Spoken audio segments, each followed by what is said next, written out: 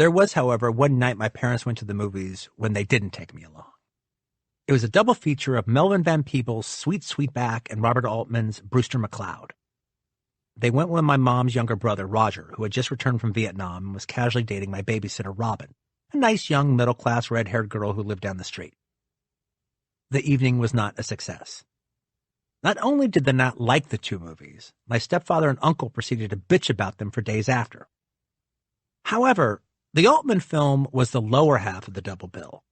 The film they paid to see was Sweetback. Now, the reason I didn't attend that screening was because since it was rated X by an all-white jury, I couldn't. I'm sure Kurt, Uncle Roger, and Robin didn't know what to make of Melvin Van Peebles' howling cry of black empowerment any more than they did Brewster McCloud.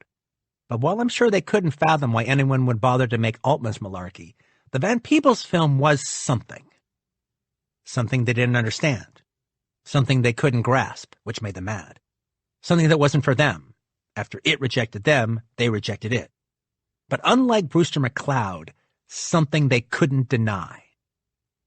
The interesting part of my memory was the only reason they saw it was due to my mom. I doubt, other than her, any of them had ever heard of it.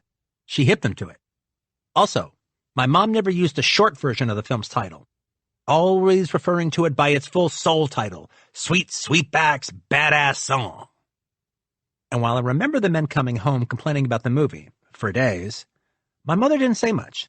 She didn't defend the picture, but she also didn't join in on the diatribe. She remained, strangely for her, quiet on the subject. Less than a year later, she would leave Kurt and exclusively date black men for the next 3 years.